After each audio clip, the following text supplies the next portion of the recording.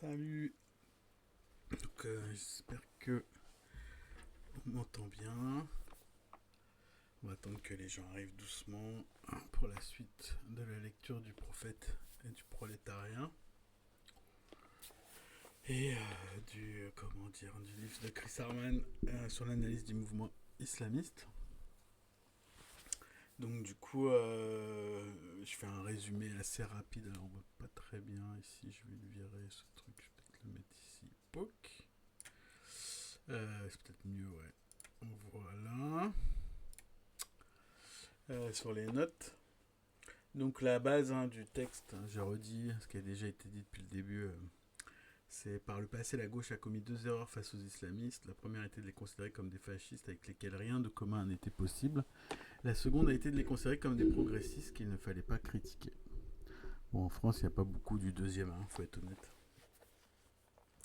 Donc il défend l'idée, donc il revient sur l'historique de l'islam politique fondamentaliste et il montre que c'est pas la même chose que des conservateurs puisque en fait ils veulent revenir à un état de fait qui n'était pas celui d'avant. Salut, ça va?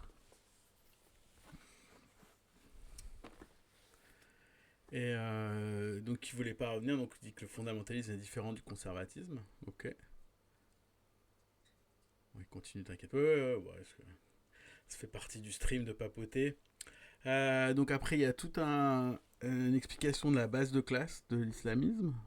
Il parle évidemment des mouvements dans les années 70-80, essentiellement au Maghreb et au Moyen-Orient. Il ne parle pas du tout, par exemple, de mouvements islamistes, tout ce qui est en Asie du Sud-Est, par exemple, dans le livre. Je rappelle aussi qu'il date de 94, donc il y a plein de choses qui ont changé depuis. Mais voilà. Alors, pour résumer la dernière partie qu'il a fait sur les frères musulmans, donc c'était en Égypte, et puis le fils et le GIA, donc ça c'est les parties d'avant. Alors, on peut résumer donc. L'islamisme mobilise la colère populaire mais l'étouffe aussi. Il encourage la volonté d'agir mais l'oriente vers des impasses. Il déstabilise la machine étatique en même temps qu'il freine la lutte réelle contre l'État. Ok. Et donc le dernier point qu'on voyait ici, c'était cette histoire du GIA et cette histoire de comment dire. Salut Super Fabli. J'allais commencer à lire là. Et donc j'étais en train juste de faire le rappel de là où on en était. Voilà, donc sur l'Égypte et l'Algérie, et donc il continue à analyser ça. Donc je redis, c'est en 94. J'avais terminé d'ailleurs la lecture la dernière fois sur les choses qui sont pas dans le livre, puisque ça s'est passé après. Donc les attentats du GIA, notamment la prise d'otages et puis les attentats à la bombe dans l'année 95 à Station Saint-Michel. Et la chasse à l'homme du mec du GIA qui s'appelait Khaled Kelkal. Donc, et j'ai dit que c'était le début de la première fois qu'on avait Vigipirate. 95. Donc il s'agit de l'année 95. Ok, donc on continue la lecture. Let's go. Vous avez le résumé à droite aussi de ce qu'il faut retenir. Donc un mouvement divisé. L'expérience de l'islamisme en Égypte et en Algérie montre qu'il est susceptible de se diviser sur deux questions. Premièrement, faut-il ou non adopter une politique de réforme plus ou moins pacifique de la société existante ou prendre les armes? Deuxièmement, faut-il lutter pour changer l'État ou purger la société ou pour purger la société de l'impiété? En fait, dans le passage précédent, il a montré les deux stratégies à l'œuvre, l'utilisation des voies entre guillemets démocratiques, puis la radicalisation par des mouvements plutôt djihadistes. Enfin, ouais, djihadiste, on va dire ça comme ça. Voilà. Et aussi, quel type de choses est-ce qu'on veut transformer l'État ou est-ce qu'on veut carrément changer la société et la renverser? Donc en Égypte, les frères musulmans ont d'aujourd'hui une politique de réforme de l'État. Donc ça, c'était en 94, rappelez-vous. Ils tentent de changer la société de l'intérieur. Ils veulent le faire en acquérant la puissance nécessaire pour constituer une opposition légale avec ses députés, sa propre presse, par le contrôle d'organisations professionnelles de la classe moyenne, par l'exercice de son influence sur la population grâce à ses mosquées et ses associations caritatives islamiques. La tactique qu'ils adoptent pour imposer la piété islamique est une campagne incitant le régime en place à incorporer la charia à son code judiciaire. Cette tactique semble également être privilégiée par une partie des dirigeants du fils en prison ou en exil. Donc on verra qu'elle sera abandonnée. Les premiers mois de l'année 94 virent circuler des rumeurs de négociations entre cette branche du fils et une partie du régime. Négociations qui visaient à un partage du pouvoir et à l'application partielle de la charia. Et en avril 1994, le journal britannique le Guardian est en mesure de diffuser l'information selon laquelle Rabat Kébir, dirigeant du fils en exil, avait accueilli la nomination au poste de Premier ministre de Reda Malek, le technocrate, comme un acte positif. Pourtant, 2 jours avant, le fils avait dénoncé l'accord conclu entre le gouvernement et le FMI. Des commentateurs perspicaces voient dans cet accord le meilleur moyen pour la bourgeoisie algérienne de mettre fin à l'instabilité et de protéger ses acquis. Donc encore une fois, c'est bien avant, un peu avant en tout cas, la guerre civile. Donc ça, on verra les prédictions d'Arman. J'ai pas lu le bouquin depuis très longtemps. Ainsi, Juan Gotti Solo explique que les militaires auraient pu faire l'économie de beaucoup d'ennuis en autorisant le fils à former un gouvernement après les élections de 91. Les conditions dans lesquelles il aurait accédé au pouvoir auraient limité de manière efficace l'application de son programme. Donc je rappelle, en 91, il y a une reprise au contrôle de l'armée et l'abandon des élections législatives qui avait amené le fils au pouvoir. L'endettement de l'Algérie, sa dépendance financière vis-à-vis de ses créanciers européens et japonais, le chaos économique et l'hostilité de l'armée auraient constitué un obstacle difficile à contourner. Son incapacité à tenir ses promesses électorales était de toute évidence prévisible. En moins d'1 an de gouvernement, étroitement contrôlé par ses adversaires, le fils aurait perdu une bonne part de sa crédibilité. Donc ça, c'est la stratégie qui était dite à l'époque. Le réformisme islamiste...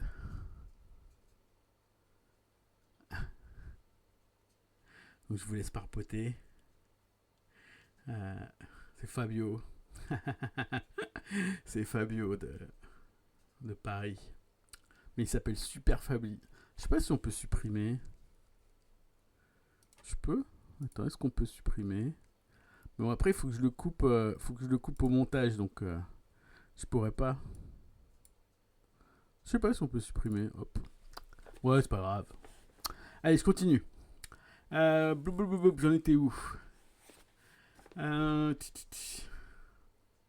Voilà, le réformisme islamiste répond aux besoins d'un certain nombre de groupes sociaux essentiels, les propriétaires terriens traditionnels, les commerçants, la nouvelle bourgeoisie islamique, notamment les frères musulmans qui se sont enrichis en Arabie Saoudite, et les membres de la classe moyenne islamique dont le statut social s'était élevé.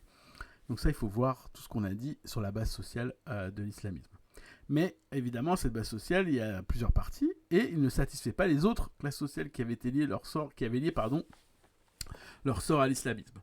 Les étudiants et les ex-étudiants paupérisés ou les déshérités des villes. Donc on l'a vu aussi que c'était une base importante du mouvement islamique.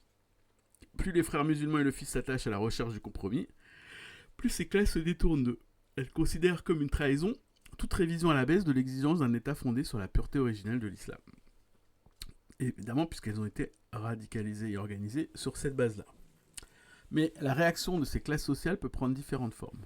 Elles peuvent rester passives face à l'État, prenant une stratégie de retrait de la société.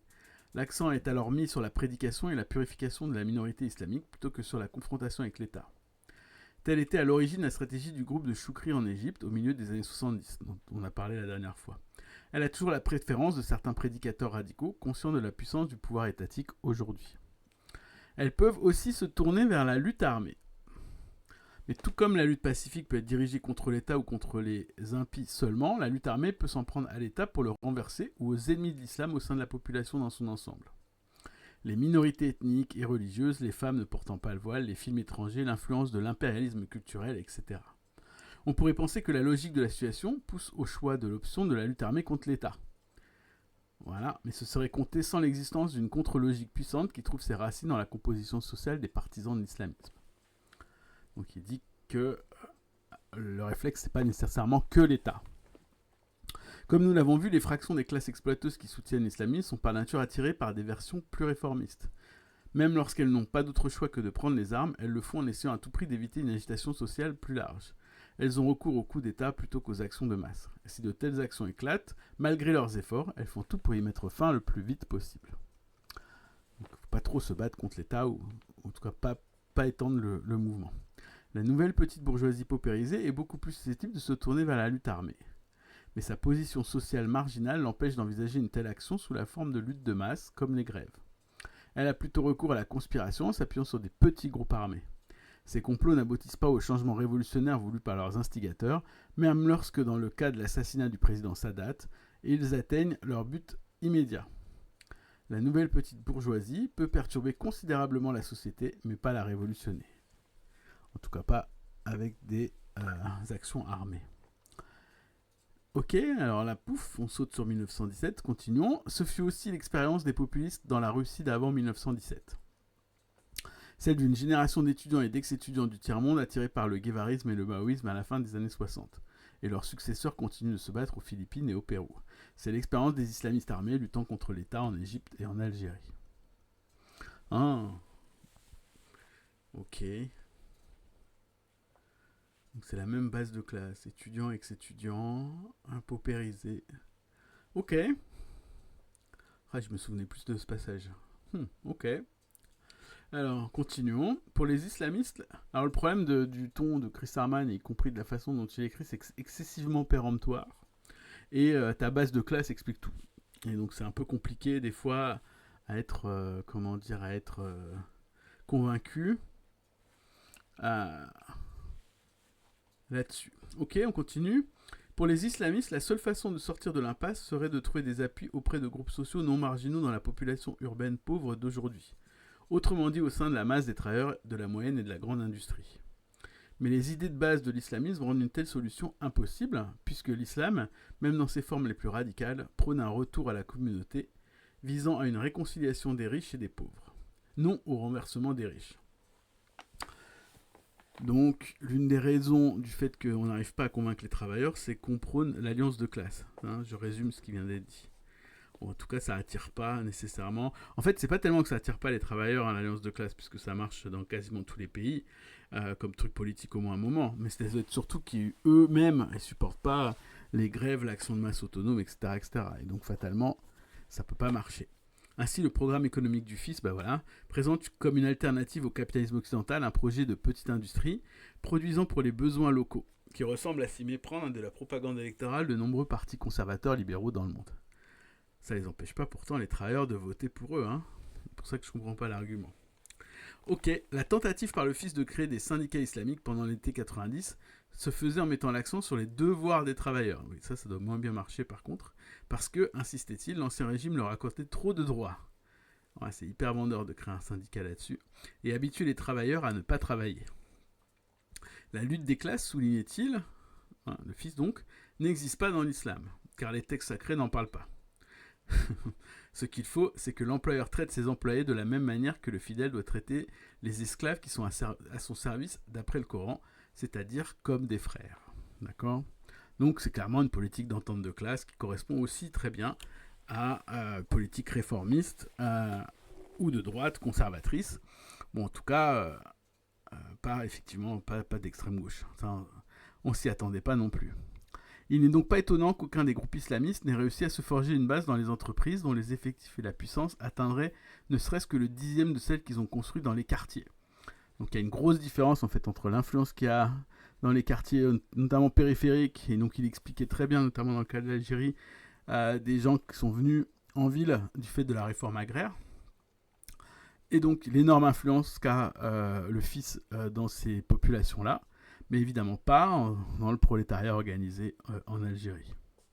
En l'absence d'une telle base, les islamistes ne peuvent pas piloter le changement social, même s'ils parviennent à provoquer l'effondrement d'un régime. Les couches marginales de la société peuvent parfois déclencher une crise grave au sein d'un régime déjà instable, mais elles ne peuvent déterminer l'issue de cette crise. Quelle excellente leçon. Très probablement que c'est des choses à plus regarder. Encore une fois, les phrases sont très péremptoires, il y a des choses qui sont très vraies, mais ça mériterait qu'on développe. On le fera peut-être une prochaine fois. Voilà, cet article, ce truc-là, il présente quand même des analyses de classe qui sont un peu brutales pour tout expliquer ce que c'est. Après, encore une fois, c'est la première fois, à mon avis, que l'extrême gauche le fait sérieusement, et notamment les trotskistes. À chaque fois que j'ai vu des trucs d'analyse de l'islamisme, ça se résumait à des petits bourgeois fascistes, notamment en France. ou obscurantiste, tous les termes qui vont avec, et jamais en fait la partie réellement quelles sont les stratégies, quelles sont la base de classe, etc. Je pense que c'est un travail qui devrait être fait politiquement, quoi. Ça a dû être fait évidemment par les sociologues, etc., des gens qui analysent les mouvements islamistes un peu partout dans le monde, mais peut-être le faire sous forme plutôt plus marxiste. Ok, donc les groupes islamistes pourraient provoquer une telle crise de régime, donc ce qu'ils ont fait, et faire écarter ses dirigeants. Ça, par contre, ils n'ont pas réussi, mais ils ne peuvent empêcher la classe dominante qui a prospéré sous ses dirigeants de passer finalement un marché avec les islamistes les moins militants afin de garder le pouvoir. Donc ça, c'est pas ce qui s'est passé. Ils les ont mis tous en prison. En attendant, ils l'ont fait aussi en Tunisie et ils l'ont fait aussi en Égypte. En attendant une telle crise, les militants islamistes eux-mêmes subissent des pertes humaines considérables en raison de la répression étatique. Tu m'étonnes. Donc là, il décrit le début en fait de la décennie abominable en Algérie. C'est cette pression étatique qui pousse certains d'entre eux à abandonner l'attaque directe contre le régime pour l'option plus facile de l'attaque contre les impies et les minorités. Ah, donc voilà une explication là-dessus. Cette approche peut les conduire à leur tour à se rapprocher de la majorité modérée que sont les islamistes réformistes. Donc la répression, évidemment, elle fait que soit on perd contre l'État, soit on s'attaque à d'autres cibles que l'État, notamment les cibles a priori de ce que tu pensais être un problème de l'islamisme, les impies entre guillemets, et les minorités. Ici, les minorités, il entend les minorités religieuses, typiquement les coptes, ou probablement les juifs aussi, là où ils ou elles sont. Il existe en fait une certaine dialectique dans le mouvement islamiste. Les islamistes qui militent contre l'État ayant subi le traumatisme d'une lutte armée infructueuse font le dur apprentissage de la soumission, se mettent à lutter pour imposer des comportements islamiques, soit directement, soit par le moyen du réformisme islamique. Encore une fois, ces options, elles ont été très très limitées au Maghreb, du fait de la répression. Mais ni l'une ni l'autre de ces options ne permettent de répondre à l'immense frustration des couches sociales qui se sont tournées vers l'islamisme.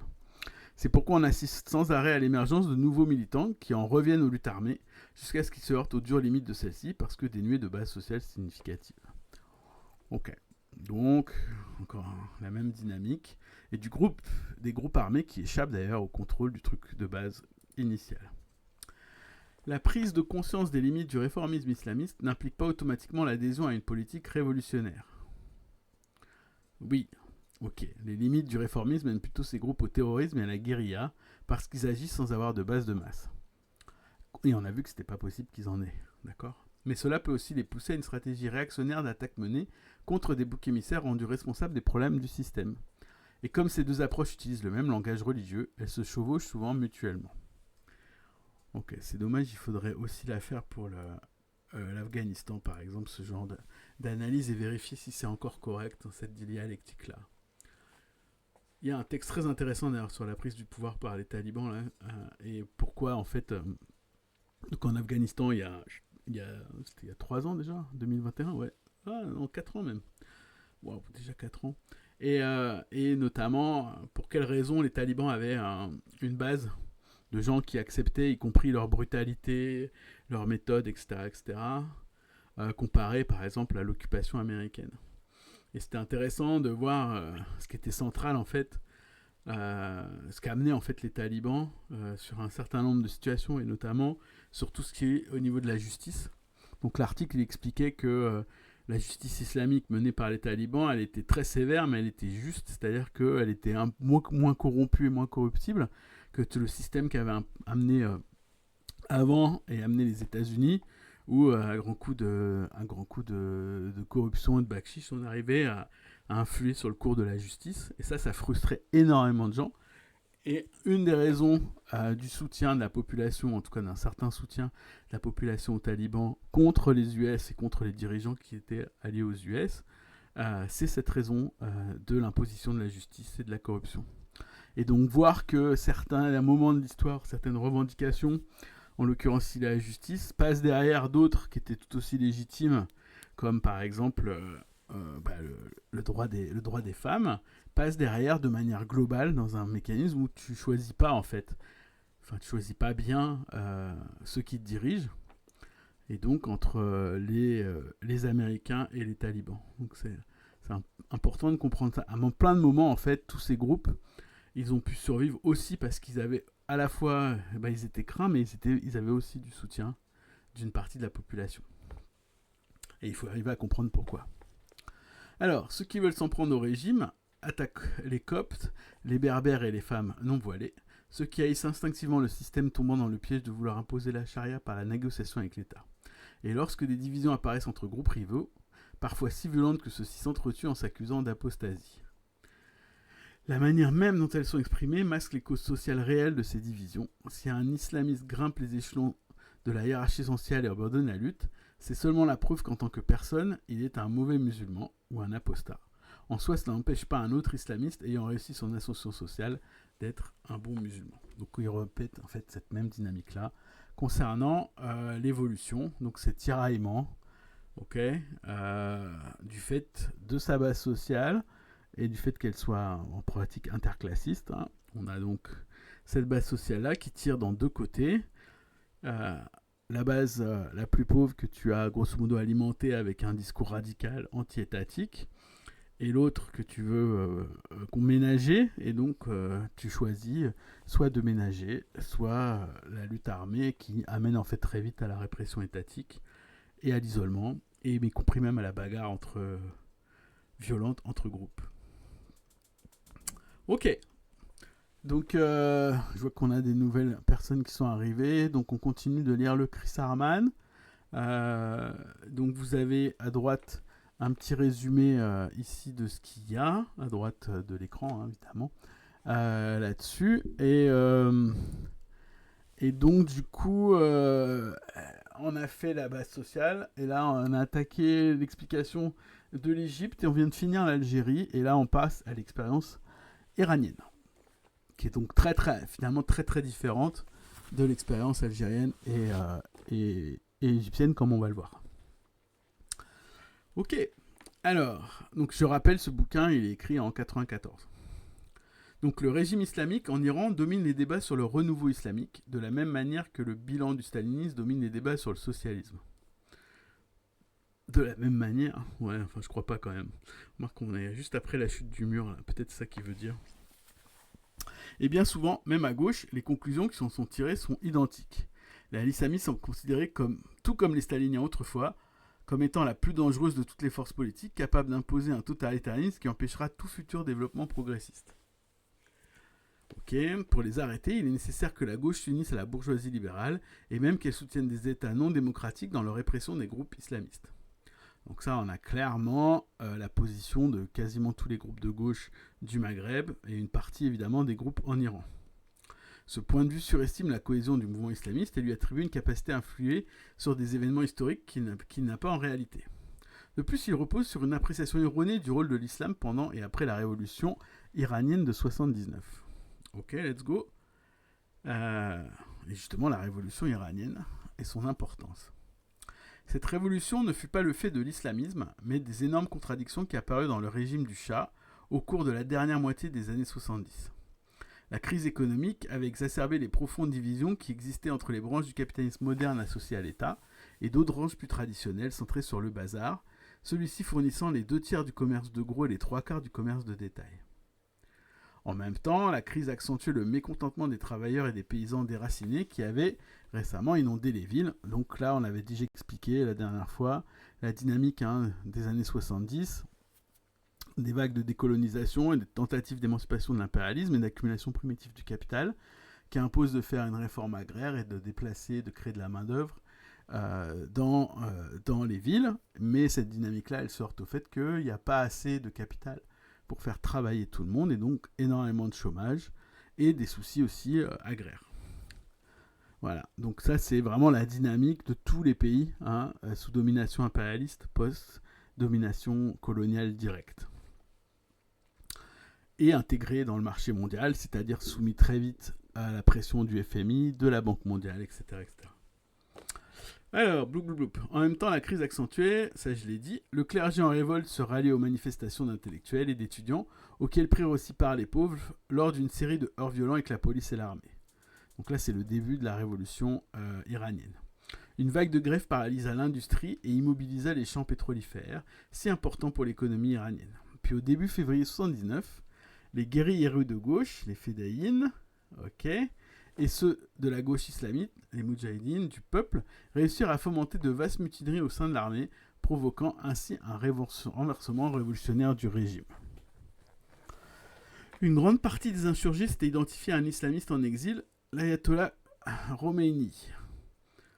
Je crois qu'il était à Paris d'ailleurs, il était en France, non? Oui, c'était devenu le symbole de l'opposition à la monarchie, et sa résidence des environs de Paris avait servi de point de rencontre entre les représentants des différentes forces sociales impliquées dans la révolte.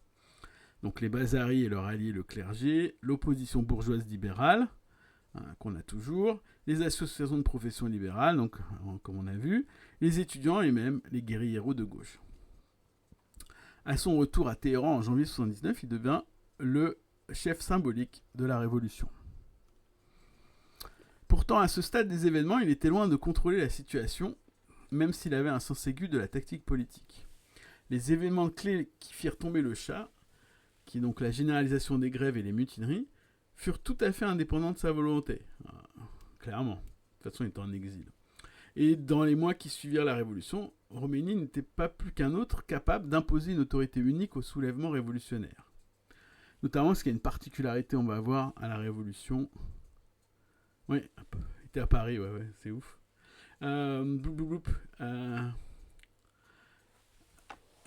Donc, une particularité à la révolution iranienne qui mérite vraiment le nom de révolution. Dans les villes, ce sont divers comités locaux, comités, qui exercèrent de facto le pouvoir. L'université était aux mains de la gauche et des Moudjahidines. Dans les usines, des shoras, conseils d'usine, disputaient le contrôle de l'entreprise à la direction, forçant souvent les anciens collaborateurs du régime du Shah à démissionner, en prenant en main eux-mêmes la production. Donc il y a clairement un des exemples d'auto-organisation ouvrière durant la révolution de 79. Donc j'ai même un livre qui décrit en détail tous ces conseils d'usine. Okay. Dans les régions habitées par les minorités ethniques, le Kurdistan au nord-ouest et le Khuzestan dans le sud-est arabophone, des mouvements éclatèrent pour l'autodétermination. Et pour superviser d'en haut ce processus, il n'y avait pas un, mais deux organes politiques. Ok. Nofi le château. Waouh. Dans le 78. Putain. Un bastion de la révolution islamiste. C'est fou ça quand même. Hein. Ça recèle des secrets le 78 insoupçonnés. Merci pour l'info en tout cas. Donc pour superviser en haut ce processus, il n'y avait pas un, mais deux organes politiques. Le gouvernement provisoire était dirigé par Bazargan, je ne sais pas comment on prononce, un islamiste modéré lié aux tendances modernes de la bourgeoisie. Il avait fondé les associations étudiants islamiques dans les années 50, puis l'association des ingénieurs islamiques. Mais parallèlement existait le Conseil révolutionnaire nommé par Khomeini, une autorité concurrente. Autour de celui-ci regroupait un groupe de religieux et d'intellectuels islamistes proches du monde des bazars. Donc là, on a une description là-dessus. Vous notez que, par contre, très peu de groupes, notamment communistes et de gauche, qui étaient pourtant très forts, ne sont dans ces trucs de pouvoir. Donc Khomeini et son parti de la République islamique réussirent finalement à s'emparer de la quasi-totalité du pouvoir. Mais il leur fallut 2 ans et demi de compromis avec les différentes forces sociales qui auraient facilement pu échapper à leur contrôle. Ouais. Donc la révolution elle a duré un certain temps en fait, la dynamique révolutionnaire en tout cas. Ils passèrent presque toute l'année 79 à collaborer avec Bazargan dans le but de freiner l'influence des shoras, donc rappelez-vous les conseils ouvriers, dans les usines, et des mouvements nationalistes séparatistes. Donc ça c'est le sud-ouest et le nord-ouest. Ok. Ils utilisaient un discours islamiste pour mobiliser des sections du, alors j'aime pas ce terme, lumpen prolétariat des bidonvilles, donc plutôt des gens, comme je vous ai dit, qui venaient partir de la campagne et habiter dans des bidonvilles dans les villes, et les organiser en bandes, les Hezbollah, destinés à attaquer la gauche, à imposer la moralité islamique, notamment à l'encontre des femmes qui refusaient de porter le voile, et à aider l'armée dans son entreprise d'écrasement des révoltes séparatistes. On assiste à une répression brutale, l'exécution d'environ 100 personnes pour crimes sexuels, c'est-à-dire pour homosexualité ou pour adultère, le meurtre d'activistes de gauche et l'assassinat par balle de manifestants appartenant à des minorités nationales, comme pour restaurer la normalité bourgeoise après un grand bouleversement révolutionnaire. Ok, mais au début de l'automne 79, le bilan du parti de la révolution islamique n'était guère positif. D'une part, s'il avait su mettre un frein au processus révolutionnaire, ce sont les partisans de Bazargan qui en ressortirent renforcés. Les conflits avec eux se multipliaient, et comme l'explique une étude du mouvement de Bazargan, un an après la chute du Shah, il devenait évident que les classes moyennes plus instruites et les forces politiques qu'elles soutenaient, donc c'est-à-dire Bazargan, étaient en train d'étendre leur influence en prenant le contrôle de positions clés dans les médias, les organismes d'État et en particulier les institutions éducatives. La désintégration de l'unité des forces révolutionnaires empêchait les comités islamiques d'obtenir le soutien d'une large majorité des employés des organisations. Donc là, la bataille pour l'instant a lieu entre ces deux pouvoirs. D'autre part, un mécontentement grandissant menaçait de plus en plus d'échapper au contrôle des khoménistes et était porteur pour la gauche laïque et islamique qui se développait. La gauche était majoritaire parmi les étudiants malgré la première vague de répression qu'elle avait subie en août 1979. Dans les usines, les Shoras avaient été affaiblis par cette même répression. Beaucoup demeuraient pourtant intacts une année après, et la combativité des travailleurs n'était en aucun cas brisée. Il y eut plus de 360 grèves, sit-in et occupations en 79-80, 180 en 81-81 et 82 en 81-82. Il y a beaucoup de 80 là, mais ok. Le PRI ne pouvait reprendre les choses en main que par un changement d'orientation radicale. Il organisa donc la minorité qui, chez les étudiants, le suivait plutôt que de soutenir les Fedaïns ou Moudjahidines du peuple, et la lança à l'assaut de l'ambassade des États-Unis, dont tout le personnel fut pris en otage. Cette opération spectaculaire provoqua une confrontation majeure avec la puissance impérialiste la plus importante du monde. Une autre étude portant sur cette période explique que les étudiants fondamentalistes des associations islamiques, que leurs rivaux considérés comme des réactionnaires et fanatiques quelques semaines auparavant, se posaient maintenant en révolutionnaires purs et durs et étaient acclamés par les masses chaque fois qu'elles faisaient une apparition aux portes de l'ambassade pour accorder une interview aux journalistes. Donc là, le coup de génie, si on croit à Arman, consistait à cette histoire de prise de l'ambassade et d'opposition à l'impérialisme US. Ok. L'adoption d'une position anti-impérialiste en apparence radicale s'accompagna d'une radicalisation de la politique menée, ah oui, il a quand même changé de politique, par le PRI sur les lieux de travail. Il passa de la défense d'une grande partie des patrons à l'agitation en faveur de leur révocation. Sans envisager néanmoins la prise du pouvoir par les conseils d'usine, mais par des patrons islamiques qui collaboraient avec les conseils islamiques, dont la gauche et les moudjahidines, considérés comme infidèles, étaient automatiquement exclus. Ok, donc il y a un tournant radical de soutien à la révolte là-dessus. Cette radicalisation valut au PRI une popularité nouvelle. Il semblait mettre en pratique l'anti-impérialisme que Bazargan et ses partisans avaient préconisé pendant leurs longues années d'opposition au Shah, mais qu'ils étaient en train d'abandonner, rétablissant de nouvelles relations entre les États-Unis et l'Iran. De plus, l'action du PRI semblait se placer dans la droite ligne de certains des slogans les plus importants et les plus populaires lancés par une gauche en plein essor, laïque comme islamique, dans les mois qui avaient suivi la Révolution. Ok. La prise de l'ambassade américaine permit aux fondamentalistes de surmonter certaines de leurs difficultés. Ce coup de force aida les groupes islamiques qui prenaient la souveraineté des religieux à mettre en pratique leur politique et à réussir une opération délicate, prendre le contrôle des organisations qui étaient financées et contrôlées par la fraction la plus instruite de la classe moyenne. Lorsque les étudiants qui étaient fidèles aux religieux envahirent l'ambassade des États-Unis, ceux que l'on avait considérés comme des réactionnaires émergèrent à nouveau comme étant les moteurs de la révolution, capables de se débarrasser à la fois des modernistes et des laïcs. C'était le début d'une coalition nouvelle au sein de laquelle le rôle dirigeant revenait à certains religieux et à leurs associés, les Bazaris, tandis que l'on attribuait à de vastes sections de la petite classe moyenne et du prolétariat urbain le statut de fonctionnaire. Ouais, donc c'est probablement pas un hasard s'il y a toujours un peu de capitalisme d'État quelque part. Khomeini et ses partisans ne gagnaient pas seulement en popularité, ils se créaient aussi une base bien plus large au fur et à mesure qu'ils destituaient, ou au moins menaçaient de destituer les patrons et les fonctionnaires non islamiques de l'ancien régime. Faut toujours promettre des postes. Visiblement, ça marche bien là-dessus. L'industrie, les médias, les forces armées et la police commençaient à être contrôlées par une nouvelle couche sociale composée de personnes dont la carrière dépendait de leur capacité à mener une campagne en faveur de la version khoméniste de l'islamisme. Quant aux membres des instances décisionnelles de l'ancien pouvoir qui étaient restés en place, ils s'empressèrent de fournir des preuves de leur fondamentalisme en les appliquant à la ligne du PRI. Donc là, on a la dynamique de prise du pouvoir par Khomeini face à ses opposants. Une grande réussite de Khomeini et de ses partisans fut d'unir derrière eux une grande partie de la classe moyenne, aussi bien la petite bourgeoisie traditionnelle du bazar qu'une grande partie de la première génération de la nouvelle classe moyenne, donc intello, ingénieur, etc., dans une lutte visant à prendre le contrôle de chaque échelon des instances décisionnelles du pouvoir. Le secret de son succès résidait dans sa capacité à permettre à ceux qui le suivaient, à chaque niveau de la société, d'allier l'enthousiasme religieux à l'avancement personnel. Ok. Ok.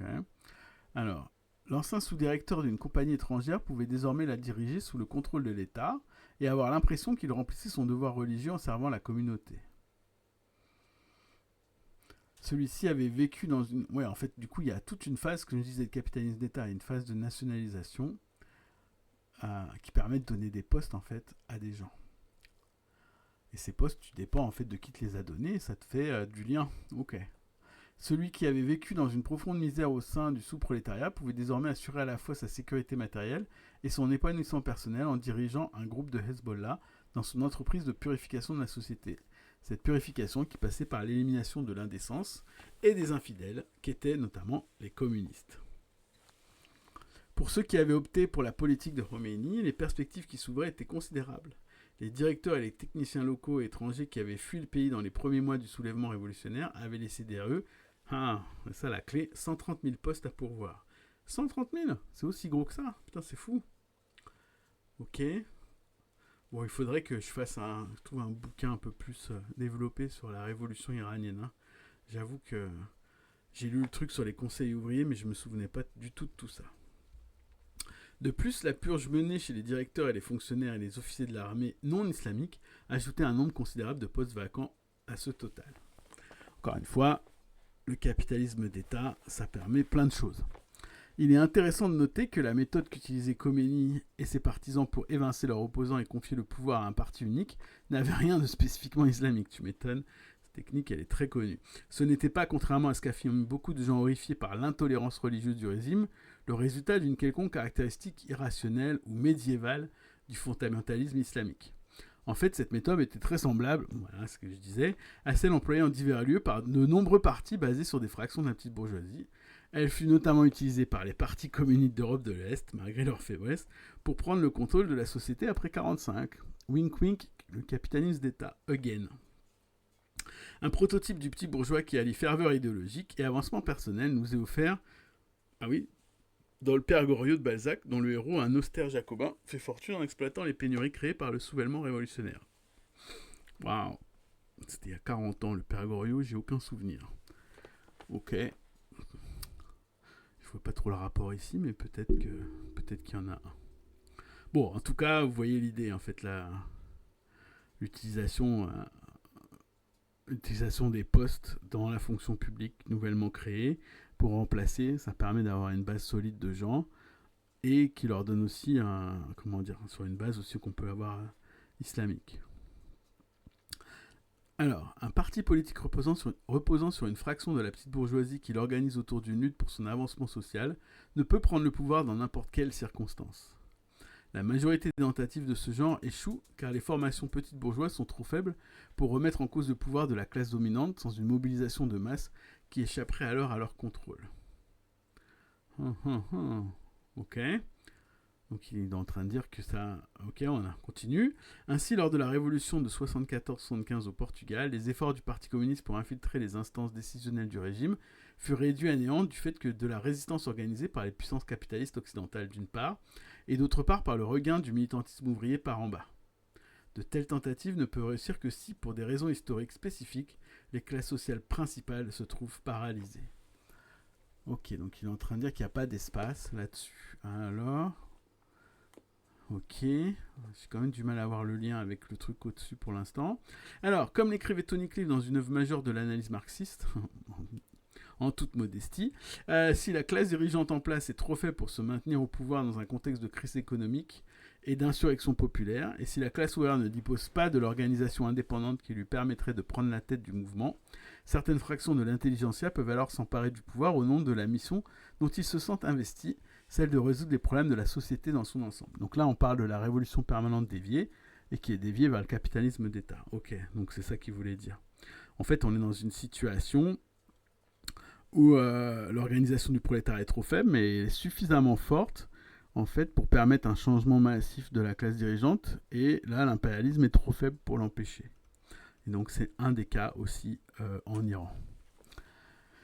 Et donc là, j'imagine que c'est une citation de Tony Cliff. L'intelligentsia est également sensible au retard économique de son pays.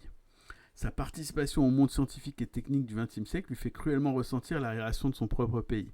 Bon, ça, n'importe qui connaît un intellectuel arabe connaît très bien ce ressentiment.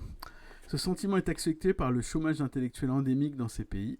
Étant donné l'arriération économique, alors j'aime pas ce terme d'arriération, hein, parce que, comment dire, il n'y a pas de ligne de développement. Mais bon, c'est le terme que Chris Harman et surtout Tony Cliff utilisent. Étant donné l'arriération économique générale, le seul espoir pour la plupart des étudiants est un emploi de fonctionnaire. Mais il n'y en a pas suffisamment, loin s'en faut, pour satisfaire la demande. Donc ça, c'est un truc qu'on lit dans l'autre série sur Tony Cliff, hein, sur le capitalisme d'État et sur la révolution permanente déviée. Vous pouvez vous y référer. C'est sur le replay. Dans la vie spirituelle des intellectuels, traverse également une crise. Dans un ancien ordre en décomposition, quand le modèle traditionnel se désintègre, ils se sentent en danger, déracinés, dépossédés de valeurs solides. La dissolution d'une culture donne naissance à une puissante impulsion vers une nouvelle intégration qui doit être totale et dynamique pour remplir le vide social et spirituel et doit combiner ferveur religieuse avec nationalisme militant. Donc là, c'était quand même censé décrire plutôt la Chine, mais là, ça va décrire l'Iran. Ils espèrent des réformes par en haut et aimeraient de tout cœur tendre le nouveau monde à un peuple reconnaissant, plutôt que de voir la lutte d'émancipation d'un peuple conscient et auto-organisé. Donc ça, c'est évident. On n'aime pas du tout les travailleurs qui sont auto-organisés. Ils tiennent beaucoup aux mesures destinées à tirer leur nation de la stagnation, donc nationalisme notamment ici iranien, mais ils se préoccupent bien peu de la démocratie. Tout ceci fait que le capitalisme d'État totalitaire est un but très séduisant pour ces intellectuels. Voilà, donc ça c'est clairement le cas, avec le bonus qui est que tu peux donner des postes. Donc à partir du moment où tu expropries les capitalistes étrangers, hein, tu fais réellement le métier, le rôle historique de l'impérialisme, de l'anti-impérialisme, pardon, et tu remplis une fonction que tu n'étais pas capable de faire, qui était l'accumulation primitive du capital, parce que tu n'avais pas les capitaux. Ben, la technique consiste à prendre les usines des impérialistes, la transformer en trucs étatiques et les remplir de fonctionnaires payés et contrôlés par l'État. Là, on décrit pas mal de régimes des années 60 et donc du coup 70. Alors, bien que ces lignes étaient écrites pour parler de l'attraction exercée par le stalinisme, le maoïsme et le castrisme dans les pays du tiers-monde, voilà, donc ça s'appliquait plutôt à la Chine, hein, son analyse convient parfaitement au cas de l'intelligentsia islamiste qui gravitait autour de Khomeini en Iran. Contrairement à ce que beaucoup de commentateurs de gauche ont cru à tort, cette intelligentsia n'était pas simplement l'expression d'un capitalisme marchand, parasite, traditionnellement centré sur le bazar et attardé. Ok, attardé carrément. Elle n'était pas non plus l'expression de la contre-révolution bourgeoise classique. Elle entreprenait une réorganisation révolutionnaire de la propriété et du contrôle du capital en Iran, tout en gardant intacts les rapports de production capitalistes. Ouais, donc typiquement le capitalisme d'État. Elle transférait le grand capital, anciennement possédé par les proches du Shah, aux mains du gouvernement et d'organismes paragouvernementaux qu'elle contrôlait. Son discours officiel affirmait que tout ceci était fait, bien entendu, dans l'intérêt des opprimés. La société qui absorbait l'empire économique du Shah fut d'ailleurs nommée la fondation des Mustafazines, les opprimés. Donc Bayat, qu'on a déjà lu en citation, la prise du pouvoir par les religieux reflétait le vide de pouvoir qui caractérisait l'État post-révolutionnaire. Ni le prolétariat ni la bourgeoisie n'étaient capables d'exercer leur hégémonie politique. La cause de cette incapacité réside dans leur développement historique qui témoigne de la faiblesse de l'un et de l'autre. Voilà, donc clairement, à peu près toujours la même analyse. Ou encore, comme l'explique Cliff au sujet de l'intelligentsia des pays du tiers-monde, l'importance de l'intelligentsia dans le mouvement révolutionnaire est en proportion directe de l'arriération générale économique, sociale et culturelle des masses dont elle est issue et s'est élevée. Ok, je pense qu'il faudrait remettre à jour ces trucs. Encore une fois, ici, la lutte anticoloniale est quand même une version un peu bizarre, en utilisant cette analyse de classe basée que sur un truc qui n'est pas hyper clair, l'intelligentsia, là-dessus. Surtout que c'est pas du tout homogène. Mais ok, c'est quand même pas du tout ce qu'on entend d'habitude sur la révolution islamique. Et je me demande alors dans quelle mesure ça s'applique à l'Afghanistan. Ok, donc pour pouvoir affermir leur contrôle de l'État et d'une partie du capital, Khomeini et ses partisans devaient entretenir des relations équilibrées avec les principales classes sociales. C'est pourquoi il leur fallut d'abord s'attaquer à la gauche organisée, puis aux organisations bourgeoises, avant d'être en mesure de consolider leur propre pouvoir. Et donc effectivement, ils vont tomber sur les communistes très vite. En 79, ça signifie travailler avec les Bazargans contre la gauche pour contenir la vague révolutionnaire, puis faire un geste en direction de la gauche au moment de la prise de l'ambassade des États-Unis afin d'isoler la bourgeoisie. Au cours des années 80, cela impliqua premièrement un autre zigzag qui permit à une autre figure de l'islam liée à la bourgeoisie en place, Bani Sadr, de devenir président, et deuxièmement de travailler avec lui pour écraser les bastions de la gauche, autrement dit les universités. Et lorsque le PRI proposa d'envoyer les gangs islamistes, les Hezbollah, dans les universités pour purger les éléments anti-islamiques, Bani Sadr acquiesça avec joie.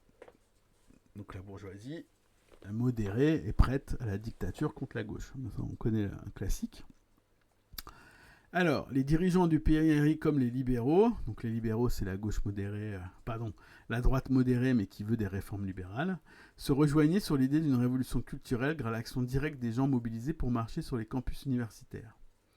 Pour les libéraux, c'était un moyen de se débarrasser des agitateurs de gauche dans les institutions publiques, les usines et les zones rurales, et ainsi de restaurer la stabilité politique et économique du pays.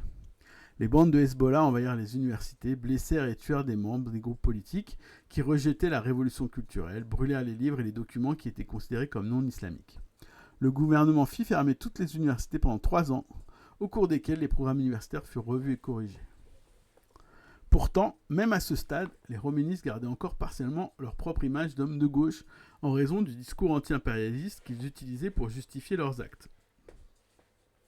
Ils insistaient sur le fait que de se battre pour imposer les valeurs islamiques, c'était essentiel dans la lutte contre l'impérialisme culturel, et que la gauche, puisqu'elle résistait à cette idée, était en fait au service de l'impérialisme. Donc là aussi, si on remplace le vernis islamiste et on lui donne un vernis pseudo-communiste, on a exactement les mêmes dynamiques anti-impérialistes pour justifier en fait de t'écraser la gueule à fond. Une série d'événements extérieurs les aidèrent à justifier cette politique. Et donc là, souvent, c'est l'impérialisme qui vient sauver ces mouvements-là, évidemment. Voilà, c'est en effet l'époque où les États-Unis tentèrent sans succès de reprendre leur ambassade en envoyant des hélicoptères de combat qui entrèrent en collision au-dessus du désert, où les chiites manifestaient contre le gouvernement de Bahreïn, où les partisans de Khomeini se soulevaient dans la province saoudienne de Hassa, riche en pétrole, où des islamistes sunnites en armes investirent la grande mosquée de la Mecque, et où Saddam Hussein tentait de se faire bien voir des États-Unis et des Émirats arabes du Golfe en envahissant l'Iran. Et oui, un des gros trucs qui est important, c'est la guerre Iran-Irak après. Bon. Ceci permet aux khoménistes de déclarer à raison que les alliés de l'impérialisme attaquaient la révolution, et, à tort cette fois, qu'ils étaient les seuls à pouvoir la défendre. Il n'est d'ailleurs pas étonnant que Khomeini lui-même ait considéré cette attaque comme un don du ciel. Donc l'attaque de Saddam Hussein. Ouais, c'est clair que c'est a mis un très gros frein à toute mobilisation à partir du moment où tu dois te défendre contre un ennemi extérieur. Pendant l'hiver 80-81, la mobilisation maximale nécessaire pour repousser les forces d'invasion fournit aux khoménistes un prétexte pour accroître leur mainmise aux dépens de la gauche et du groupe de Bani Sadr. En juin-juillet 81, ils purent écraser l'un et l'autre et édifier une structure quasi totalitaire. Ok. Mais pourquoi la gauche fut-elle incapable d'empêcher la montée du PRI ? Alors, ça c'est la question classique. On y va. On a souvent avancé après coup que c'était parce qu'elle avait été incapable de comprendre à temps qu'il lui fallait s'allier avec la bourgeoisie libérale et progressiste. Donc c'est l'argument utilisé par Hallyday. Donc Hallyday, c'est un type dont il parle qui est essentiellement quelqu'un qui dit que si je me souviens bien, que les islamistes c'est des fascistes. Mais il faut rappeler que la bourgeoisie libérale, dirigée par Bazargan puis par Bani Sadr, était aux côtés de Khomeini dans ses campagnes contre les Shoras dans les usines et de purges dans les universités. Lorsqu'il fallut savoir qui allait récolter les fruits de cette victoire sur la gauche, les divisions éclatèrent. C'est à ce moment-là uniquement d'ailleurs. C'est seulement lorsque Bani Sadr se rendit compte qu'il était perdant dans l'affaire qu'il se joignit aux islamistes de gauche dans une tentative avortée de renverser le régime. Il est intéressant de remarquer que ce ne fut pas le cas de Bazargan, dont le parti continua d'opérer dans la légalité, mais sans résultat. Donc en fait, ce qu'il explique, c'était que on ne peut pas s'allier avec la bourgeoisie libérale dans cette histoire-là. Celle-ci, elle avait choisi les islamistes parce que sa principale trouille, c'était quand même les conseils ouvriers. Ok. Donc les roménistes manipulèrent habilement la bourgeoisie dite libérale. L'écrasement de la gauche auquel elle avait participé leur permit d'utiliser une rhétorique anti-impérialiste pour mobiliser les fractions du prolétariat urbain contre la bourgeoisie. Ils se servaient du gouffre béant qui existait entre la misère des masses et le mode de vie non islamique des riches. Une alliance avec la fraction occidentalisée et riche de la bourgeoisie ne pouvait certainement pas permettre à la gauche de résister à cette manœuvre. Voilà, donc du coup, qu'est-ce qu'il aurait fallu faire ? Seule la mobilisation des travailleurs luttant pour leur intérêt propre aurait pu réellement saper l'influence des roménistes et rejeter à la fois la fraction dite libérale de la bourgeoisie et le PRI dans une position défensive. Donc ça, c'est la théorie classique qui consiste à dire que, et notamment qui compte le stalinisme, qui consiste à dire qu'il faut la révolution permanente, cette fois, pas déviée, et donc il faut l'auto-organisation des travailleurs pour combattre à la fois la bourgeoisie et évidemment ici en l'occurrence la version petite bourgeoise capitaliste d'État islamique donc de droite. La lutte des travailleurs avait joué un rôle central dans le renversement du Shah. On assista par la suite dans les grandes usines à des luttes de grande envergure entre conseils d'usine et patrons. Mais une fois le Shah écarté, les travailleurs se cantonnèrent le plus souvent à des luttes isolées et ne cherchèrent que rarement à prendre la tête de tous les opprimés et les exploités. Les conseils d'usine ne devinrent jamais des conseils ouvriers établis sur le modèle des soviets russes de 1905 et 1917. Voilà, donc c'était ça qu'auraient dû défendre les révolutionnaires dans les années 70. C'était de maintenir les conseils ouvriers comme forme d'auto-organisation et comme forme de pouvoir opposé au pouvoir en place, donc Bazargan, puis aussi Roménie. C'est cette faiblesse qui les empêcha d'entraîner derrière eux la masse des journaliers, des travailleurs indépendants, des artisans et des commerçants, totalement paupérisés, c'est-à-dire entre guillemets le lumpen prolétariat, que les roménistes mobilisaient contre la gauche en utilisant des slogans religieux. Cette faiblesse du mouvement ouvrier résultait en partie de facteurs objectifs, oui quand même. La classe ouvrière était divisée entre les travailleurs des grandes usines modernes et ceux des petits ateliers traditionnels, qui employaient le plus souvent les membres d'une même famille ou leurs propriétaires. Les zones où vivaient les travailleurs étaient souvent dominées du point de vue du nombre par les secteurs appauvris de la petite bourgeoisie. À Téhéran, en 1980, on dénombrait 750 000 marchands, revendeurs et petits commerçants, contre environ 400 000 travailleurs employés dans les grandes entreprises industrielles. Donc le prolétariat existe, il est concentré, mais il n'est pas assez fort. La majorité des travailleurs étaient de fraîche date dans l'industrie et avaient peu de tradition de lutte. Ils ont quand même fait des conseils ouvriers. 80% étaient d'origine rurale et 350 000 anciens paysans affluaient chaque année dans les villes. Donc je rappelle pour quelles raisons on est obligé d'arriver à faire ça. Un tiers d'entre eux seulement étaient réellement alphabétisés et donc capables de lire la presse de gauche, même si 80% possédaient une télévision. Enfin, l'ampleur de la répression qui avait eu lieu sous le Shah faisait que le nombre de militants expérimentés dans les entreprises était très faible. Le problème, c'est que c'est toujours ça. Les traditions de lutte, elles ne se développent pas pendant qu'il y a beaucoup de répression, et il y a très peu de militants de gauche sous la répression. Moi, cette explication, j'ai toujours trouvé un peu bizarre. Quelle est la combinaison historique qu'il faudrait que tu aies des travailleurs expérimentés dans la lutte, des militants expérimentés dans la lutte, dans un système où il y a la répression, et cette répression, c'est au moment où on veut lutter contre que se presse une révolution. Je ne sais pas d'où sort cette combinaison, comment elle peut exister, si jamais elle peut exister.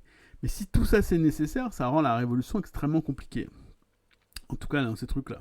Et d'ailleurs, la plupart des militants islamistes, ils étaient aussi en prison et ils n'avaient pas de tradition de lutte. Alors bon, c'est plus facile que la révolution ouvrière, on va dire, la révolution permanente déviée, mais bon, n'empêche. Donc ça explique pas tout, je pense. C'est d'ailleurs une grosse frustration pour moi, les discussions sur les révolutions dans les cours, en fait.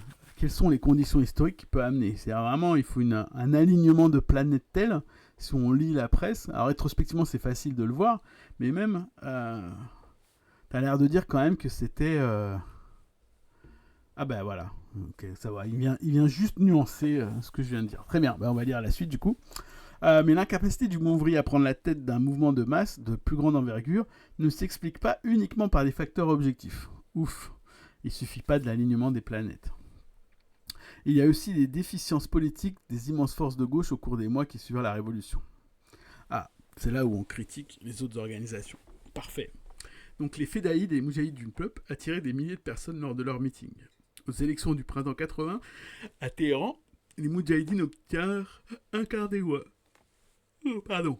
Mais fédéïdes comme moudjahidines avaient une tradition. Les conditions, c'est d'être en Russie en 17, il n'y a pas d'autre alternative. Ouais, j'espère que c'est pas ça, hein. Sinon, pourquoi on fait toutes ces conneries? À mon avis, il y a plus de souplesse. Il faut juste trouver qu'est-ce qui manque. Mais fédéïdes comme moudjahidines avaient une tradition guerriériste et accordaient peu d'attention à l'action dans les entreprises. Ok. Ça n'empêche pas les actions dans les entreprises pourtant. C'est dans les universités et non dans les usines que se trouvait leur bastion. Ouais, mais ça arrive à des gens très bien. C'est quoi le souci? C'est ainsi que les moudjahidines du peuple avaient 5 fronts d'intervention, une organisation clandestine pour préparer la lutte armée, un front de la jeunesse, un front des femmes, un front baserie. Le SWP et la souplesse, lol. Oui, mais bon. Je suis sûr que tu lis les textes de l'époque de tes camarades, Alex, et on ne doit pas être beaucoup moins souple. Je suis prêt à parier. De toute façon, quand tu lis les BI, la souplesse ici, ça n'existe pas non plus. Hein. Mais bon. Parenthèse fermée. Un front de femmes, un front bazari, un front des travailleurs qui, de toute évidence, n'était pas leur priorité absolue. Oui. En même temps, tu viens d'expliquer qu'il n'y en avait pas tant que ça des travailleurs, hein, camarade Arman. Bon. Ok. De plus, même quand des militants ouvriers se joignaient à elles, les grandes organisations de gauche n'avaient pas grand-chose à leur dire. Tiens. Au cours des 8 mois cruciaux de la Révolution, leur critique du nouveau régime était timide. Ah ouais, ça c'est une réalité par contre. Et ça, c'est un truc qu'on retrouve essentiellement, j'ai trouvé ça beaucoup dans les milieux, notamment Stal, arabes. Il va peut-être en parler, mais sinon je rajouterai une parenthèse là-dessus. Donc, au cours des 8 mois cruciaux de la Révolution, leur critique du nouveau régime était timide et se concentrait essentiellement sur son incapacité à remettre en cause l'impérialisme. La politique des moudjahidines du peuple, par exemple, consistait à éviter soigneusement toute confrontation avec le cabinet fantôme des religieux. À la fin février, quand les fédéïdes organisèrent à Téhéran une manifestation de plus de 80 000 personnes pour réclamer la réforme agraire, la fin de la censure de la presse et la dissolution des forces armées, les moudjahidines restèrent en retrait. Et début mars, quand les femmes qui avaient reçu une éducation à l'occidentale célébrèrent la Journée internationale des femmes en manifestant contre l'abrogation de la loi de protection familiale par Khomeini, le port du voile obligatoire dans les administrations gouvernementales et leur mise à l'écart du pouvoir judiciaire en tant que genre moins impartial, waouh, les moudjahidines dénoncèrent ces revendications qui semaient la division et affaiblissaient la révolution face aux attaques de l'impérialisme. Donc les revendications étant celles des femmes, hein, on précise bien. À la fin mars, quand des adeptes zélés de la matraque attaquèrent les bureaux de l'Ayant Deguin, le journal anticlérical, les moudjahidines restèrent silencieux. Ils s'opposèrent au boycott du référendum sur la République islamique et la lutte pour l'autonomie du Kurdistan. Si la nation ne restait pas unie derrière l'imam Khomeini, insistèrent les moudjahidines, les impérialistes seraient tentés de répéter leur exploit de 53. Donc 53, c'est l'assassinat de Mossadegh et la prise du pouvoir par le Shah, si vous ne savez pas. En août, les moudjahidines ne condamnent pas l'attaque du quartier général des fédéïdes par les gangs armés. Ils évitèrent toute confrontation avec les candidats du PRI lors des élections à l'Assemblée des experts de 79. Ok. Après l'occupation de l'ambassade américaine, la gauche se montra encore moins critique qu'avant à l'égard de Khomeini. Khomeini parvint à faire complètement éclater l'opposition de gauche. Il déclarait désormais que tous les problèmes qui apparaissaient dans les usines, parmi les femmes et au sein des minorités nationales, étaient dus à l'impérialisme américain. C'était l'impérialisme américain qui s'attaquait au gouvernement au Kurdistan, dans le Tabriz, dans le Turkmansara et le Khouzistan. Peut-être. Les femmes qui s'opposaient aux lois islamiques étaient des agents américains ou sionistes. Et les travailleurs qui résistaient au Shoah étaient des agents de l'impérialisme. Le parti Tudeh s'inclinait face aux arguments de Khomeini et soutenait sa politique. Les plus grandes organisations de gauche, les Fédéïnes, les Moudjahidines et Pekar, se coupèrent également des luttes, abandonnant ainsi les militants ouvriers, les femmes et les minorités nationales, au sein desquelles ils étaient pourtant fortement implantés. Donc le Tudeh, c'est le PC communiste, le PC classique, et la majorité des Fedayines continuèrent à soutenir Khomeini jusqu'à ce que celui-ci ait pleinement consolidé son autorité, c'est-à-dire en 82, à l'époque à laquelle il se retourna contre eux. Ok. À mesure que le temps passait, la gauche accumulait les erreurs. Alors que les Fedayines abandonnaient toute critique à l'égard du gouvernement après la prise de l'ambassade des États-Unis, les Moudjahidines du peuple adoptaient finalement une position contraire et déclaraient une opposition ouverte au régime à partir de la fin de 1980. C'est-à-dire après l'attaque menée par le régime contre les partisans des Moudjahidines dans les universités. S'obstinant dans leur stratégie guerriériste, ils adoptèrent des positions qui firent le jeu du régime. Ainsi, ils s'alignèrent à Badi Sadr afin de déclencher une lutte directe pour le pouvoir, sans rapport avec les combats quotidiens des gens. Les manifestations de masse n'ayant pas suffi à renverser le régime, les chefs des Moudjahidines s'enfuirent en exil, tandis que leurs activistes clandestins lançaient une vague d'attentats contre les personnages clés du régime. L'attentat à la bombe contre le siège du PRI en juin 1981, dans laquelle l'ayatollah Beheshti, le président du parti, et de nombreux autres cadres et dirigeants du PRI trouvèrent la mort, fournit aux oulémas, c'est-à-dire au clergé, un prétexte pour déclencher contre l'opposition une campagne de terreur sans précédent dans l'histoire contemporaine de l'Iran. Donc, il est un peu long le chapitre sur l'Iran. Attends, je surveille l'heure. Ouais, c'est bon. Tout va bien. Ok. Donc, on va revenir après à ce qu'expliquait. La gauche s'était alliée à un représentant de la bourgeoisie pour mener une campagne d'assassinat visant des personnes qui, aux yeux des masses, menaient une politique anti-impérialiste. Il n'est donc pas étonnant que les petits bourgeois paupérisés et les prolétaires qui soutenaient le PRI aient approuvé les attaques que les dirigeants communistes lançaient contre la gauche. Oui. Pour ces derniers, il était facile de présenter la gauche comme l'allié des pays impérialistes qui s'attaquaient à la révolution. Cet argument trouve encore plus de crédit lorsque 2 ans plus tard, les Moudjahidines du peuple soutinrent l'offensive armée irakienne contre l'Iran. Ah oui, c'est vrai, j'avais oublié ça. Waouh. En fait, les Moudjahidines tombaient dans tous les travers qui caractérisent la nouvelle petite bourgeoisie radicale dans de nombreux pays du tiers-monde. Ah, qu'elle soit organisée en partis islamistes, maoïstes ou nationalistes. Alors, qu'est-ce qu'ils vont nous expliquer ? Pour celle-ci, la lutte politique doit s'appuyer sur une minorité, une avant-garde complètement isolée des luttes de masse. Ouais, donc ça c'est leur leur version guerriériste. Le combat pour le pouvoir est réduit au coup d'État d'un côté et à l'alliance avec des forces bourgeoises de l'autre. Avec de tels dirigeants entre guillemets, il n'est pas étonnant que les travailleurs les plus radicaux ne soient pas parvenus à transformer les luttes militantes dans les usines isolées en un mouvement capable de rassembler derrière lui la masse des ouvriers et des paysans. Le PRI s'empressa de combler le vide politique qui en résulta. Ok, donc là c'est l'exemple des Moudjahidines. Alors, qu'est-ce qu'il dit ? Bien sûr, la gauche dans son ensemble ne fit pas autant d'erreurs que les Moudjahidines, la majorité des Fedayines ou du parti Tudeh. Mais ces mouvements constituaient les forces majeures vers lesquelles se tournaient ceux qui avaient été radicalisés par l'expérience révolutionnaire. Leurs erreurs permirent aux communistes de garder l'initiative. Ils purent ainsi transformer un État affaibli en un puissant instrument capable de la répression la plus sanglante. Enfin, même ceux qui à gauche ne commettaient pas des erreurs aussi graves que celles des Moudjahidines, des Fedayines ou du parti Tudeh, commettaient leurs propres erreurs. Ah oui, rien qui va. Ils avaient tous été formés à l'école du stalinisme et du maoïsme, donc c'est une bonne raison pour que ça aille pas, qui les incitait à rechercher une section progressiste de la bourgeoisie ou de la petite bourgeoisie pour mener la lutte. Donc ça c'est très vrai, ça s'appelle la révolution par étapes, développée par le stalinisme. Okay, s'ils décidaient que tel mouvement faisait partie de la petite bourgeoisie progressiste ou anti-impérialiste, ils faisaient taire toute critique. Et s'ils décidaient qu'un mouvement n'en faisait pas partie, alors ils ont conclu que ce mouvement ne pourrait jamais s'engager dans une lutte contre l'impérialisme. Ce qu'ils ne comprenaient pas, c'est qu'à maintes reprises dans le tiers-monde, j'aime pas du tout ce terme, les dirigeants bourgeois ou petits bourgeois, qui sont pro-capitalistes et extrêmement réactionnaires dans leurs attitudes sociales, ont été entraînés malgré eux dans des conflits contre l'impérialisme. Ce qui est notamment le cas de Kemal Atatürk en Turquie, Grivas et Makarios à Chypre, de Kenyatta au Kenya, de Nehru et Gandhi en Inde et très récemment de Saddam Hussein en Irak.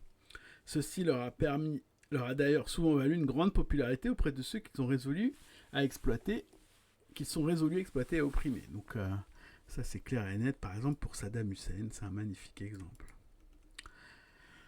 Ok, la gauche ne peut minimiser ce fait, que ce soit en portant au nu ses héros progressistes et anti-impérialistes, ou en prétendant que la confrontation avec l'impérialisme n'est pas ce qui compte. Donc ça c'est la ligne fine qui a à soutenir des revendications anti-impérialistes, je pense des groupes qui veulent lutter contre l'impérialisme, des groupes de libération nationale, tout en ayant une politique autonome. C'est toujours la même chose qui est développée, qui n'est pas acritique.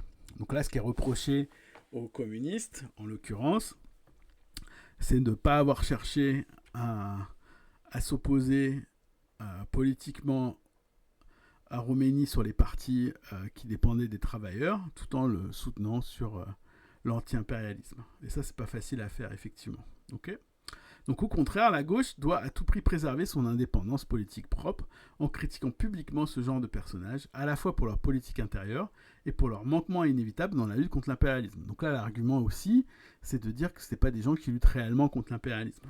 Okay, bon, c'est un peu dur à faire, mais des fois, en tout cas, il faut quand même continuer à le faire. Tout en démontrant clairement que nous voulons voir la défaite de l'impérialisme tout autant qu'eux.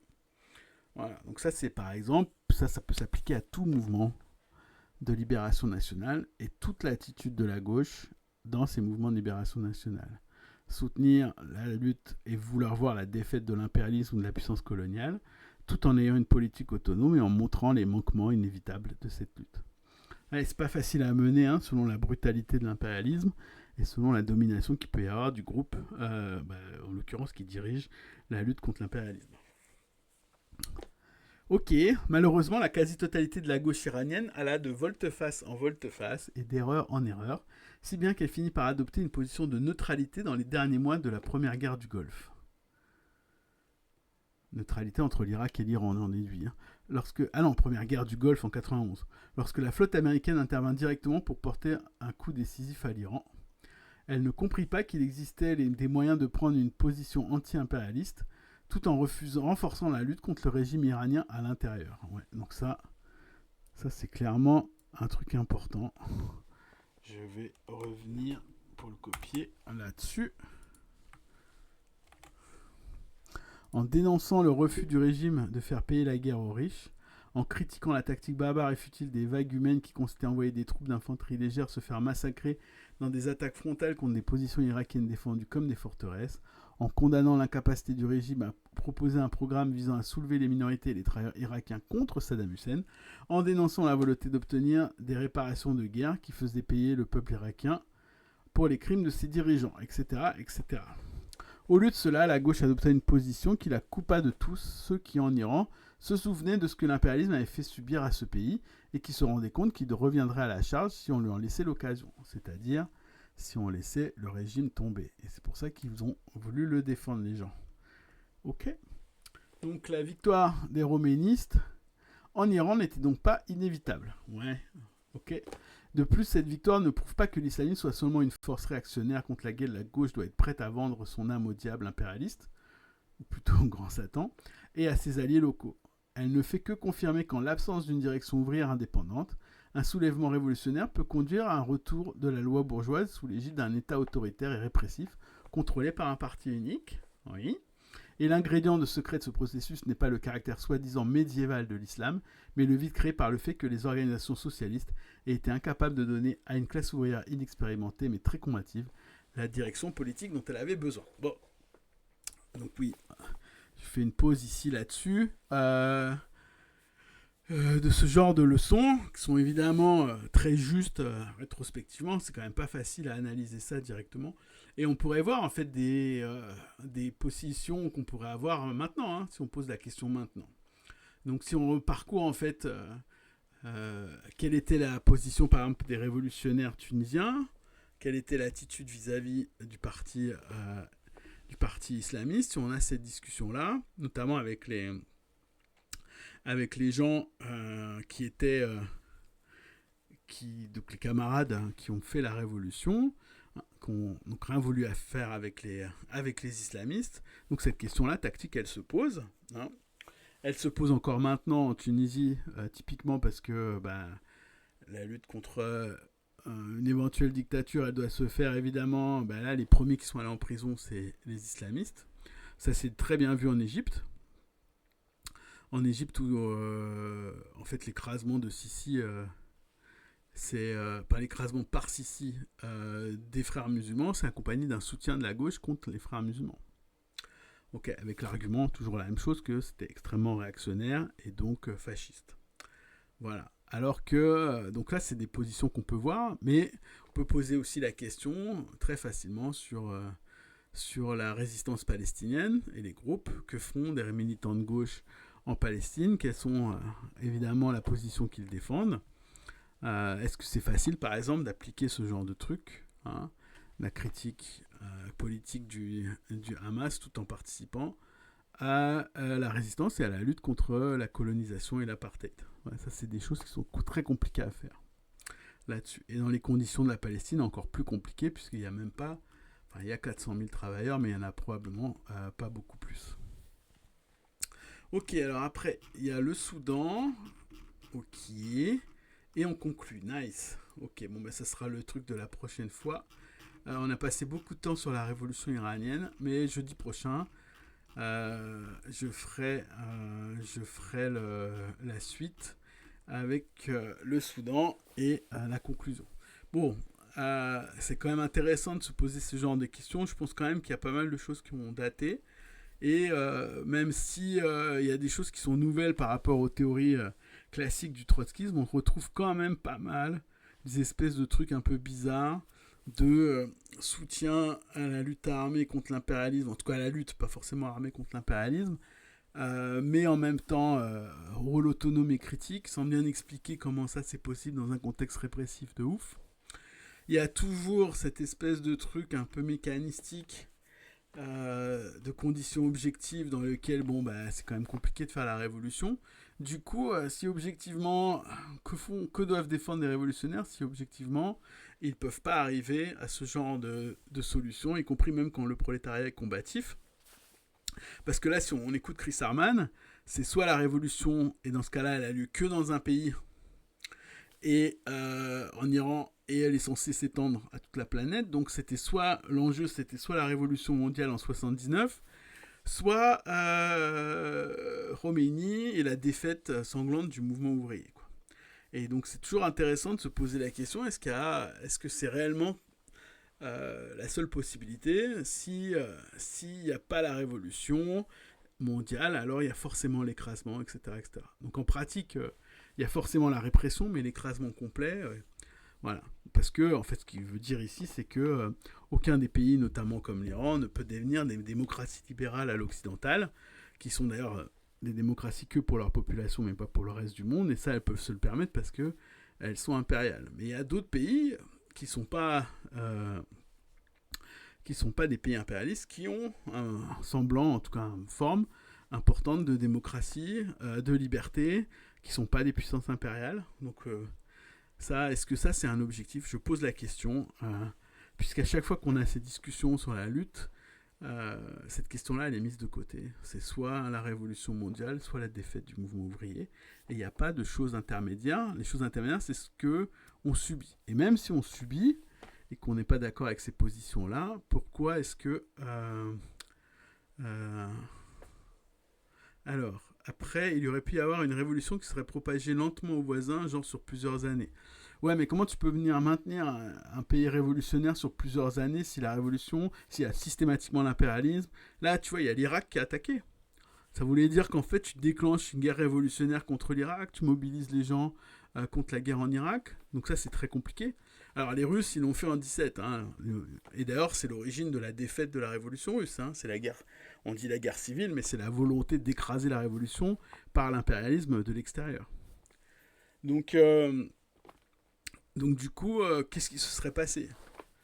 Mais effectivement, mais bon, si tu peux, la Tunisie, la révolution, elle s'est propagée. Hein. Elle s'est littéralement propagée dans tout le pays arabe, dans tous les pays arabes. Et ça n'a pas donné, effectivement, la solution. Alors, soit parce que c'était objectif, soit parce que c'est subjectif. Mais bon, à partir du moment où là, on constate des organisations, l'expérience du mouvement ouvrier, etc., tout ça, si on suit les contraintes d'Arman, elles sont toutes faibles. Ça veut dire que les conditions objectives et l'alignement de planète n'arrivent jamais. Donc voilà, moi c'est ça que je regrette avec ce genre d'analyse. C'est parce que comment faire dans la situation où t'as ni l'un ni l'autre? Bon, tu veux pas la République islamiste, mais t'es pas en mesure politiquement de gagner la révolution. Donc comment est-ce que tu fais? Et c'est pareil pour la Tunisie, pour l'Égypte. et y compris même à l'époque pour la Syrie. Voilà, c'était les vraies questions. Ok, donc on se retrouve mardi prochain, on continue la lecture du Fori. Il restera encore une ou deux séances. Et on finit le Chris Harman. Et fera un mini sondage la prochaine fois pour la prochaine chose à lire. Mais on peut rester dans la tradition du le jeudi c'est Trotsky et donc continuer à lire des trucs du SWP. Je sais qu'il y a plein de fans de trucs du SWP sur cette chaîne et donc pas hésiter à avoir ces discussions là. Mais voilà, il faut réellement que quelqu'un s'attelle à travailler ces deux questions. La question de l'analyse des mouvements islamistes remis à jour avec ce qu'on sait maintenant de Daesh, des talibans, et puis évidemment des Narda, et puis des frères musulmans nouvelle version. Donc ça, il faudrait vraiment qu'il y ait quelqu'un du trotskisme qui s'en occupe. Voilà. Et analyse de classe et tout, pour qu'on comprenne bien. Et deuxièmement, l'aspect plus fondamental de révolution permanente déviée, et grosso modo de lutte anti-impérialiste et de lutte anticapitaliste, du coup, en plus de l'anti-impérialisme. Et ça, je pense qu'il y a quand même un gros trou dans la théorie sur ces possibilités-là, surtout là en 2025. Voilà. Tous et à toutes, ciao, très bonne soirée, et on se retrouve la semaine prochaine. Merci. Ça, ciao Fabio.